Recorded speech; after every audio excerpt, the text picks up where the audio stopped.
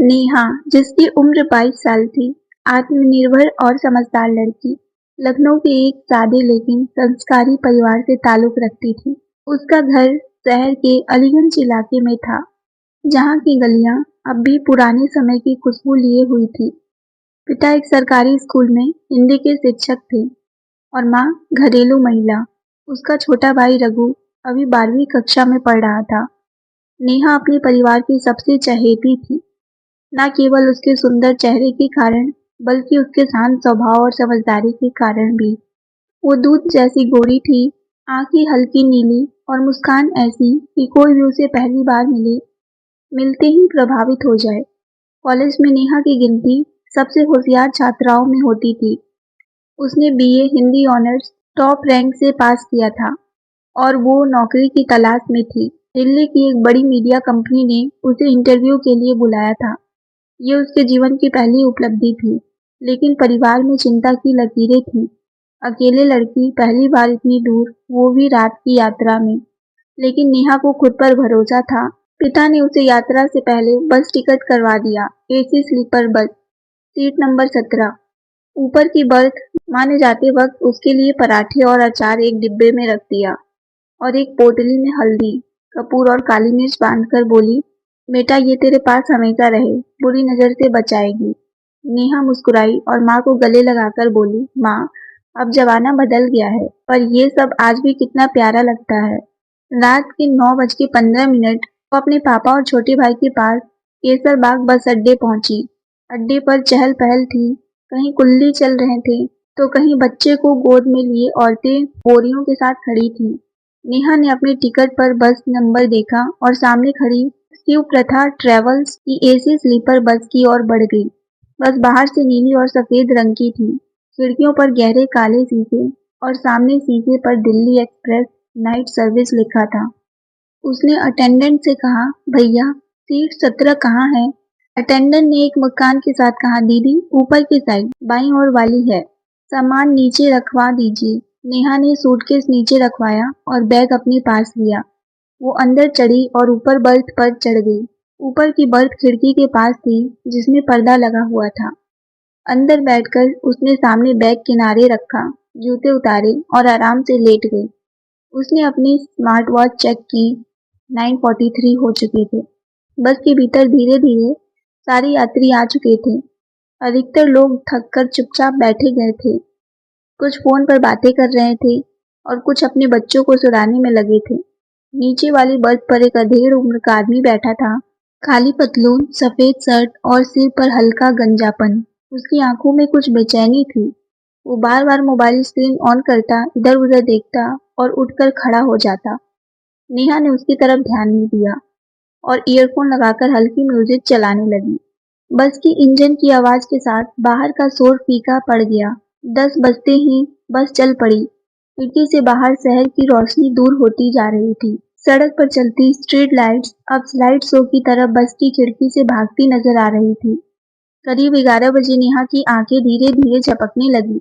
वो सोच रही थी कि कल सुबह जब दिल्ली पहुंचूंगी तो सबसे पहले रूम ढूंढेगी और फिर कंपनी के ऑफिस पहुंचेगी।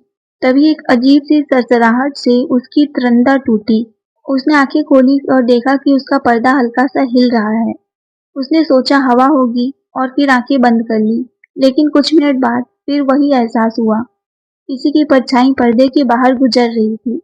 उसने झांक कर देखा, नीचे वही अधेड़ उम्र का आदमी इधर उधर देख रहा था और बीच बीच में ऊपर की ओर नजर डालता। उसकी हरकतें सम्मान नहीं लग रही थी। नेहा ने मोबाइल उठाया, कैमरा ऑन किया और धीरे से तकिए के नीचे रखा। फिर बिना कुछ बोले वापस लेट गई। थोड़ी देर बाद उसी आदमी की आवाज आई, बेटा एक पानी मिलेगा क्या? नेहा चौंकी। वो सावधानी से उठी और हल्के से जवाब दिया, नीचे किसी और से मांग लीजिए। आदमी बोला, सब सो रहे हैं। आपसे ही पूछ लिया, मैं बीमार हूँ थोड़ा। नेहा ने बैग से पानी निकाला, पर्दा थोड़ा हटाकर बोतल नीचे दी और बिना बात बढ़ाए लेट गई। रात के लगभग 11 बजे नेहा की नींद एक झटके में खुली। उसे महसूस हुआ कि कोई उसके पर्दे को खिसका रहा है। उसने चुपचाप कैमरा पकड़ लिया, फ्लैश ऑन किया और अचानक पर्दा हटाया। सामने वही आदमी था। उसका हाथ नेहा के बैग की ओर बढ़ा हुआ था। नेहा की बिना वक्त गवाए उसकी फोटो खींच ली और जोर से चिल्लाई, क्या कर रहे हो आप? चोर हो क्या? पूरा बस जाग गई। लाइट ऑन हुई, लोग उठकर देखने लगे। नेहा की आवाज में डर नहीं बल्कि गुस्सा था। काउंटर दौड़ता हुआ आया और बोला, क्या हुआ मैडम?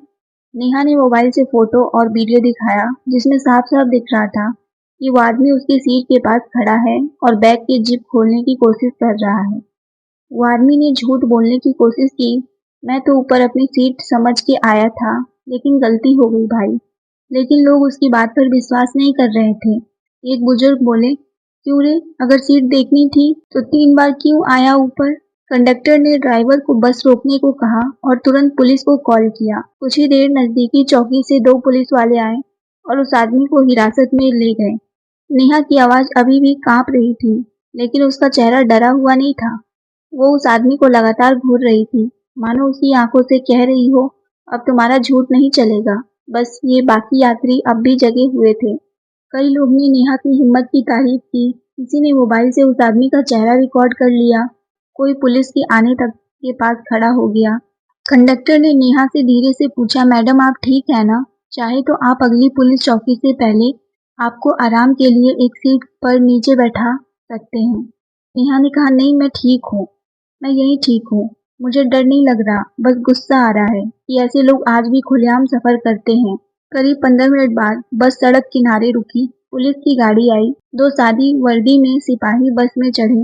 उन्होंने पहले कंडक्टर से बात की, फिर नेहा से कहा, बेटी आप जो कहें हम लिखित शिकायत लेंगे, कोई दबाव नहीं है, और अगर एफआईआर चाहती हो तो हम वही अभी दर्ज करेंगे। नेहा ने कहा, हाँ मैं शिकायत दर्ज करना चाहती हूँ और उस आदमी के खिलाफ सख्त कार्रवाई होनी चाहिए। पुलिस वाले ने आदमी को नीचे उतारा। उसने फिर बहाने शुरू किया, मैंने कुछ नहीं किया, मुझे फंसाया जा रहा है। नेहा ने उससे रोका और जोर से बोली, तुमने जो किया वो मेरे साथ कैमरे में रिकॉर्ड है। अगर मैं चुप रहती तो शायद तुम किसी और लड़की के साथ भी यही करते। आसपास के यात्री उसकी बात पर समर्थन करने लगे। किसी ने कहा, हमने भी देखा था, वो बार बार ऊपर झांक रहा था। किसी ने कहा, पिछले स्टॉप पर भी ये आदमी अकेले खड़ा था और लड़कियों को घूर रहा था। पुलिस ने पूरा बयान लेकर बस को आगे चलने दिया और आरोपी को थाने ले गए।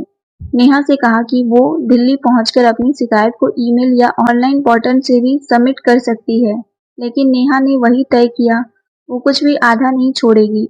बस फिर चल पड़ी। अब नेहा ने पर्दा पूरी तरह बांध लिया, मोबाइल अपने हाथ में पकड़ा और आंखें पूरी तरह खुली रही। मन में गुस्सा, दुख, लेकिन साथ ही एक राहत थी। उसने आवाज उठाई थी, वो चुप नहीं रही। सुबह के करीब 6 बजे दिल्ली आईसीबीटी कश्मीरी गेट पहुंची। धुंध और ठंडी हवा, पूरा वातावरण ठंडा था, लेकिन नेहा के अंदर एक गर्म ज्वाला जल रही थी। उसने तुरंत स्टेशन के वेटिंग एरिया में बैठकर मोबाइल में पूरी घटना का पोस्ट लिखा।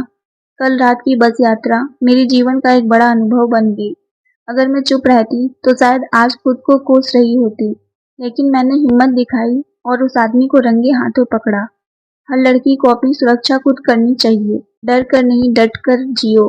आत्म सुरक्षा कोई विकल्प नहीं, ये आवश्यकता है। कृपया हर लड़की ये पोस्ट पढ़े और समझे, चुप रहना अब सही नहीं है। उसने फोटो और वीडियो बस नंबर के साथ पोस्ट डाली। थोड़ी ही देर में पोस्ट वायरल हो गई।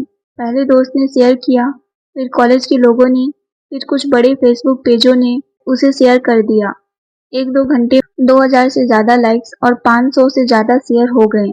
एक महिला पत्रकार ने उस इनबॉक्स में मैसेज किया, आपसे इंटरव्यू लेना चाहूंगी, क्या संभव है? नेहा ने जवाब दिया, हाँ, मैं हर मंच पर बात करूंगी ताकि कोई और लड़की चुप ना बैठे।